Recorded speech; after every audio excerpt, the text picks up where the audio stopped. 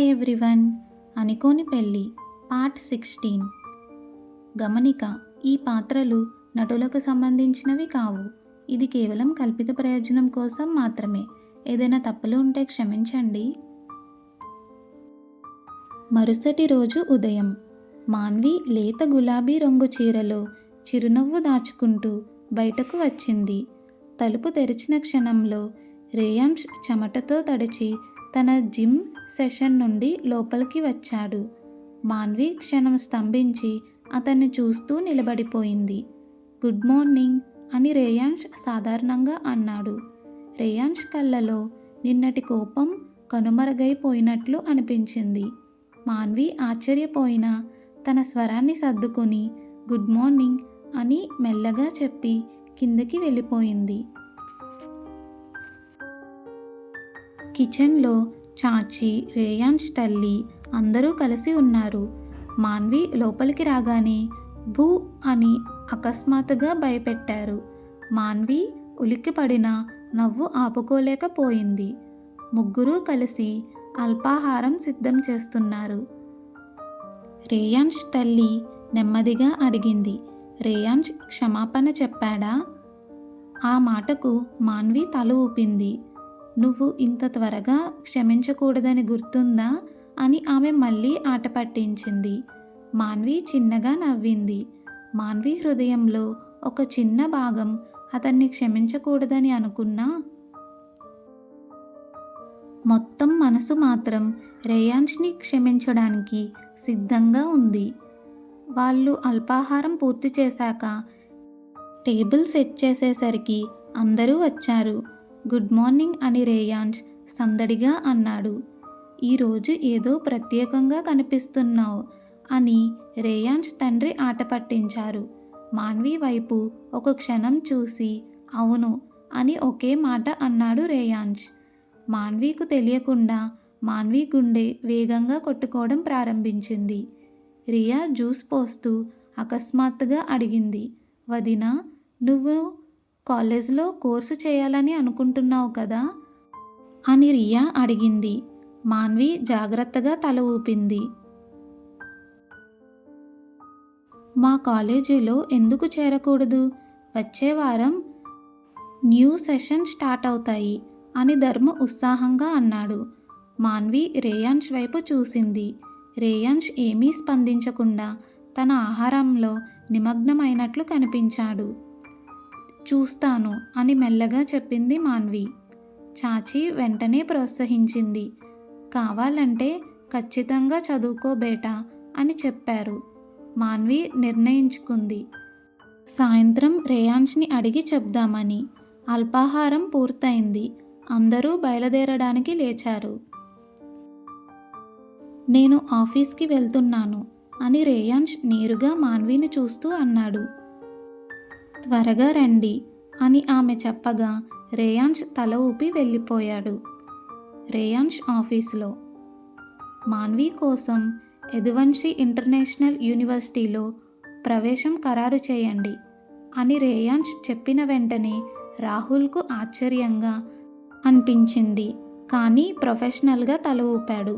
మధ్యాహ్నం నాటికి పేపర్స్ నా టేబుల్ మీద ఉండాలి అని రేయాంష్ కఠినంగా అన్నాడు. రాహుల్ వెళ్ళిపోయిన తర్వాత రేయాంష్ క్షణం కూర్చున్నాడు. మాన్వి చదవాలి అనుకుంటుంది. అది కూడా నాకు తెలియదు. నేను ఎప్పుడూ మాన్వితో సరిగ్గా మాట్లాడలేదు అని రేయాంష్ అనుకుంటూ ఉన్నాడు. ఆ ఆలోచన అతన్ని కలిచివేసింది. కానీ నిజం ఏమిటంటే మాన్విను సంతోషంగా చూడాలని రేయాంష్ కోరుకుంటున్నాడు. ఎందుకు అనేది రేయాంష్కి ఇంకా తెలియదు. అయినా ఏదో లోతైన అనుభూతి రేయాంష్ను ప్రేరేపిస్తోంది. ఆ రోజు సాయంత్రం రేయాంష్ ఇంటికి చేరి నేరుగా తన గదిలోకి వెళ్ళాడు. మాన్వి సోఫాలో కూర్చుని ఏకాగ్రతతో చదువుతుండడం రేయాంష్ దృష్టిని వెంటనే ఆకర్షించింది. మాన్వి అతన్ని చూసి తక్షణం పుస్తకం మూసి నిలబడింది. దయచేసి ఫ్రెష్ అయ్యి డిన్నర్కు రండి అని గౌరవంగా చెప్పి వెళ్ళడానికి సిద్ధపడింది మాన్వి. ఆగు అని రేయాన్స్ మాన్వీకు పేపర్స్ను ఇచ్చాడు. మాన్వి వాటిని తీసుకుని చదివింది. మాన్వి కళ్ళు విస్తరించాయి. ముఖం ఆనందంతో వెలిగిపోయింది.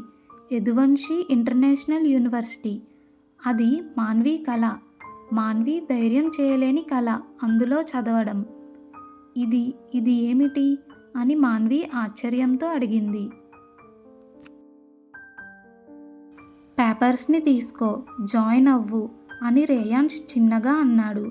మాన్వి కళ్ళల్లో కృతజ్ఞత, ఆనందం, నమ్మలేని భావాల మిశ్రమం అన్నీ వచ్చాయి. రేయాన్స్ అక్కడే నిలబడిపోయాడు మాన్వీని చూస్తూ. ధన్యవాదాలు అని మాన్వి మెల్లగా చెప్పింది. రేయాన్స్ ఏమీ అనలేదు. బాత్రూమ్ వైపు నడిచి వెళ్ళిపోయాడు. కానీ రేయాన్స్ మనసు మాత్రం ఇంకా మాన్వి వెలిగిన ముఖం మీదే ఉంది. మాన్వి ఆనందంతో కిందకు పరుగుపెట్టుకుని వెళ్ళిపోయింది. అందరూ మాన్వి సంతోషాన్ని చూసి ఆనందపడ్డారు.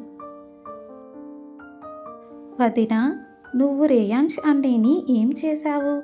రేయాన్స్ నీ వెనక పిచ్చిగా తిరుగుతున్నాడు అని రియా ఆట పట్టించింది మాన్విని. అందరూ నవ్వుతుండగా మాన్వి సిగ్గుతో ఎర్రపడింది. డిన్నర్ సమయం. రేయాన్స్ కిందకి వచ్చాడు. ధర్మ తన నోటిని అదుపు ఆపు చేయలేక, అన్నయ్య, మీరు వదిన కోసం అలా చేస్తే రేపటికి పెళ్ళి అయిందని మీకు మర్చిపోయి ప్రేమలో పడిపోతారేమో అని అన్నాడు ధర్మ. అందరూ పగలబడి నవ్వారు. రేయాన్స్ కఠినంగా చూసిన పెదవుల మూలలో చిన్న నవ్వు వచ్చింది. అది ఆపుకోలేకపోయాడు రేయాన్స్. మాన్వి మాత్రం సిగ్గుతో తలదించుకునే ఉంది. అదే సమయంలో తలుపు దగ్గర బలమైన నమ్మకమైన స్వరం, అందరికీ నమస్కారం అని వినిపించింది. అందరూ తిరిగి చూశారు. రేయాన్స్ వయసులోనే ఒక యువకుడు, తెలివైన చూపు, ప్రభావవంతమైన హాజరుతో నుంచొని ఉన్నాడు. మాన్వి సందిగ్ధంగా రేయాన్స్ వైపు చూసింది. రేయాన్స్ కళ్ళు మాత్రం ఆ కొత్త వ్యక్తి వైపు కత్తులా పదునుగా ఉన్నాయి. మాన్వి ఆశ్చర్యంగా ఎవరు అని చూస్తుంది. ఇంటి వాతావరణం ఒక్కసారిగా మారిపోయింది. తలుపు దగ్గర నిలబడి ఉన్న అతిథిని చూసిన వెంటనే నా కొడుకు తిరిగి వచ్చాడు అని రేయాన్స్ తల్లి భావోద్వేగంగా లేచి అతని వైపు దూసుకెళ్ళింది. ఆ వ్యక్తి జయ. ఇంట్లోకి అడుగు పెడితే ఒక్కొక్కరుగా కుటుంబ సభ్యులంతా అతనిని ఆప్యాయంగా స్వాగతించడం మొదలుపెట్టారు. మాన్వి కూడా అతను ఎప్పుడూ కలవకపోయినా అతిథి కాబట్టి మర్యాదపూర్వకంగా ముందుకు వెళ్ళింది. జయ అందరితో కలిసిపోతూ ధర్మ్, రాజ్ అడిగిన సరదా ప్రశ్నలకు ముచ్చటగా స్పందిస్తూ సమాధానం చెప్తున్నాడు. అతని రాకతో ఇంట్లో నవ్వులు పెంచాడు.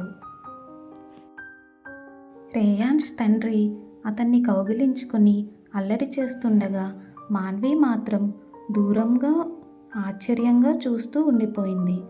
అతను నాన్న అని పిలుస్తున్నాడేంటి అనే గందరగోళంలో మాన్వి ఉండిపోయింది. చాలా సమయం తర్వాత రేయాన్స్ తల్లి మాన్విను పరిచయం చేస్తూ, మాన్వి రేయాన్స్ భార్య అని చెప్పింది. అలా చెప్పగానే జై మాన్విను క్షణం నిశ్శబ్దంగా పరిశీలించాడు. తరువాత అతడు ఇలా అన్నాడు, ఆ మూర్ఖుడికి ఇంత మంచి భార్యను ఎలా సంపాదించాడు అని సరదాగా చెప్పి అందర్నీ నవ్వుల్లో ముంచెత్తాడు. మాన్వి మాత్రం సిగ్గుతో చూపులను దించుకుంది. అప్పటి వరకు ఎక్కడో ఉండిపోయిన రేయాన్స్ మాన్వి పక్కనకు వచ్చి నిలిచాడు. రేయాన్స్ని చూసిన వెంటనే జై ఆనందంగా కౌగిలించుకున్నాడు. ఇద్దరి మధ్య ఎంత ప్రేమ ఉందో చూసి స్పష్టంగా అర్థమయ్యింది. చిన్ననాటి బంధం ఎంత లోతుగా మిగిలిందో అని. అంతలోనే చాచి జైను ఈసారి తిరిగి వెళ్ళిపోవని ఆశతో అడిగితే అతను సంతోషంగా తల ఊపాడు వెళ్ళనని. రేయాన్స్ పెళ్లి సమయంలో ఎందుకు రాలేదని రేయాన్స్ తల్లి అడిగితే జయ సరదాగా వచ్చి ఉంటే మాన్వితోనే పారిపోయేవాణ్ణి అని చెప్పి మరోసారి ఇంటిని నవ్వులతో నింపాడు. అయితే రేయాన్స్ మాత్రం ఈసారి నవ్వలేదు.